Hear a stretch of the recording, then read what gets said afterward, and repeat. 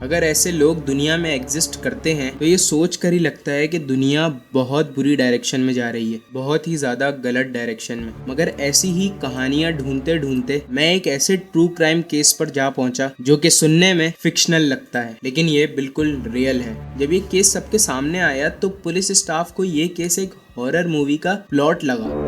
I cannot believe it. This can't be true. This can't be true. It's a monstrous case. Because it's the own father who did this to his daughter. Do you think she knew? We still do not know what his wife really knew. She took in 3 babies, one after another, and accepted them. Yes. उन्हें लगा कि उन्हें कोई एक अजीब सी कहानी सुना रहा है, लेकिन जैसे जैसे इस केस के सभी एविडेंस सामने आए, पूरी मीडिया और पुलिस भी शॉक में चली गई थी। ये था जोसेफ रिजाल का नाम, जो कि एक बहुत ही रिस्पेक्टेड शख्स था। सोसाइटी में लोग उसकी बहुत ज्यादा इज्जत करते थे, लेकिन इस नाम के पीछे जो इंसान था किसी को भी नहीं पता था उसके दिमाग में क्या चल रहा है। Joseph Fritzl was the most horrific story I've ever reported in 30 years of journalism, and it was the most touching story, especially when the little children coming out of the daylight for the first time in their life. Joseph Fritzl was one of those offenders who could maintain a public face of respectability, but that public face of respectability merely hid a far darker private reality.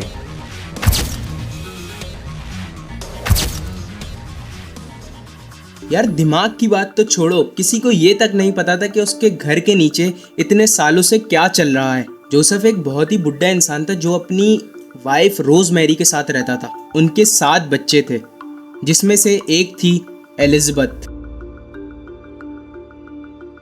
Elizabeth दूसरे बच्चों की तरह नहीं थी। उसके और Joseph के बीच में कभी भी नहीं बनती थी। वो दोनों हमेशा लड़ते रहते थे और इन दोनों की लड़ाई की वजह से घर का एटमॉस्फेयर हमेशा खराब रहता था। असली स्टोरी तब शुरू होती है जब एलिजाबेथ ने अपना घर छोड़ दिया था और एक कल्ट ज्वाइन कर लिया था। किसी को भी नहीं पता था कि एलिजाबेथ कहाँ रहती थी। रोजमेरी को ये बात जोसेफ ने बताई थी, लेकिन जो सच था वो बहुत ज़्यादा डार्क था। एलिजाबेथ के घर से भाग जाने की स्टोरी रोजमेरी को जो जोसेफ ने सुनाई थी वो ये थी कि वो घर से भाग गई है और उसने कोई कल्ट ज्वाइन कर लिया है और वो कभी भी वापस नहीं आएगी। लेकिन सच ये था कि एलिजाबेथ भागी नहीं थी, वो अपने घर के नीचे थी, नीचे जो अंडरग्राउंड बंकर था उसमें जोसेफ ने उसे छुपा रखा था। जोसेफ को सर्वाइवलिस्ट माइंडसेट का बहुत शौक था और ऐसे अंडरग्राउंड बंकर्स वगैरह बनाना उसे बहुत ज्यादा पसंद था और उसे ये सब करके बहुत ज्यादा मजा आता था। उसने अपने घर के नीचे एक सीक्रेट चैम्बर बना रखा था और ये बात किसी को भी नहीं पता थी। किसी को भी नहीं पता था कि उनके घर के नीचे एक सीक्रेट बंकर है जो कि हिडन है। एक दिन जोसेफ ने एलिजाबेथ को ये कहा कि वो नीचे सेलर में डोर ठीक कर रहा है और उसे मदद की ज़रूरत है। एलिजाबेथ ने मान लिया कि चलो मैं अपने फादर की हेल्प कर दूंगी। वो जब नीचे गई उसके साथ तो जोसेफ ने अपनी जेब से एक कपड़ा निकाला जिसमें ईथर या क्लोरोफॉर्म भरा हुआ था। उसने वो कपड़ा एलिजाबेथ के मुंह पर रखा जिससे एलिजाबेथ बेहोश हो गई। जब एलिजाबेथ की आंखें खुली तो उसने अपने आप को एक सीक्रेट चैम्बर में पाया जो कि उसके घर के नीचे था। इस सीक्रेट बंकर में ना तो कोई वेंटिलेशन पाइप्स थे, ना उधर सनलाइट आती थी और ना ही कोई हवा का गुजर बसर था।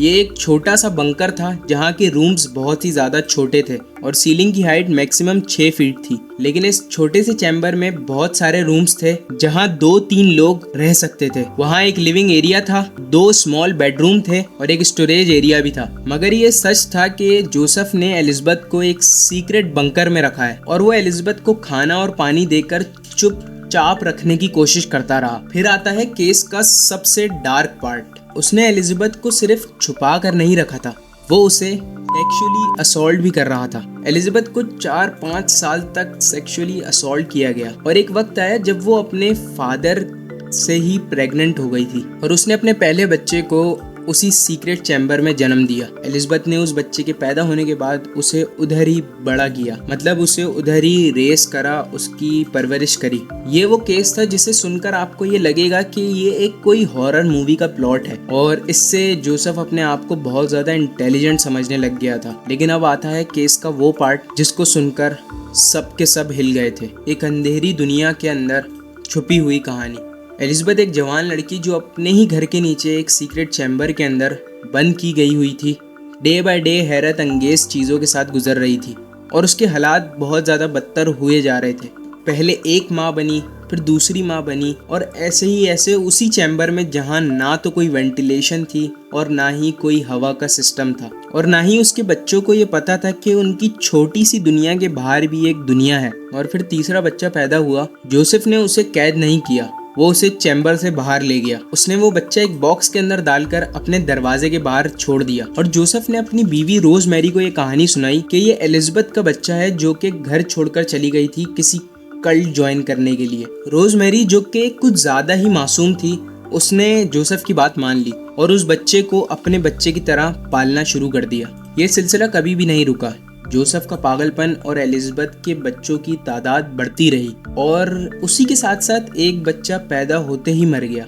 लेकिन बाकी के 6 बच्चे 3 एलिजाबेथ के साथ चैम्बर में और 3 घर के ऊपर रोजमेरी के साथ पल रहे थे, जो कि एलिजाबेथ की सगी माँ थी। नीचे चैम्बर के 3 बच्चे जिन्होंने अपनी जिंदगी में कभी धूप ही नहीं देखी थी, वो एक हैरत अंगेज जिंदगी गुजार रहे थे। जब जब बच्चों की तादाद बढ़ती जाती, वो उसे उठाकर वैसे ही बाहर छोड़ देता। रोजमेरी उसकी कहानी पर यकीन करके उस बच्चे को भी पालना शुरू कर देती थी। एलिजाबेथ के बच्चों में से एक क्रिस्टीन, जो कि 19 साल की हो चुकी थी, एक दिन बहुत ज्यादा बीमार हो गई और एलिजाबेथ ने जोसेफ के आगे हाथ जोड़ दिए कि प्लीज इसे हॉस्पिटल ले जाओ, और जोसेफ मान गया। लेकिन हॉस्पिटल के स्टाफ ने उसको देखकर बहुत ज़्यादा हैरत अंगेज रिएक्शन दिया, क्योंकि क्रिस्टीन दूध जैसी सफ़ेद थी और उसमें विटामिन डी की डिफिशिएंसी बहुत ज़्यादा थी और लातादाद बीमारियां थी।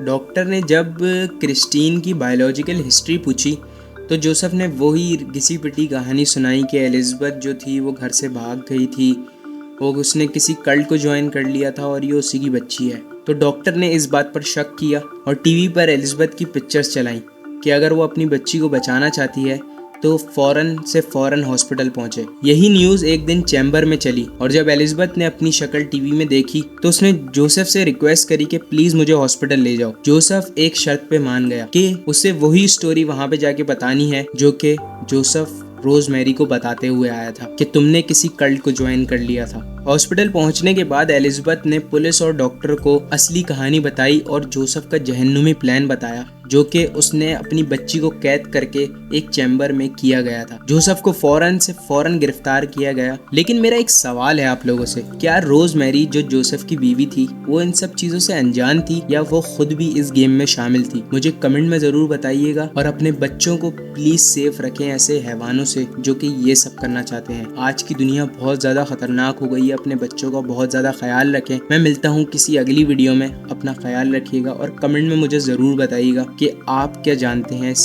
केस के बारे में। खुदा हाफिज।